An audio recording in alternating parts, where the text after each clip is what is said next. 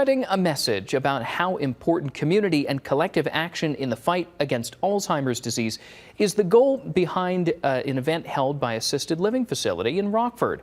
River Bluff Health and Rehabilitation holds its first ever indoor memory walk to raise awareness about the disease.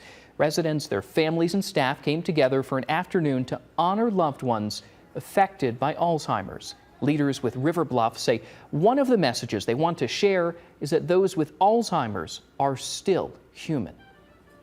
For us, showing awareness, being there for support, we have a lot of family members and residents that need our extra support as a clinic, as a nursing facility, and that's kind of what we're trying to do here too, is also give them that support that they need.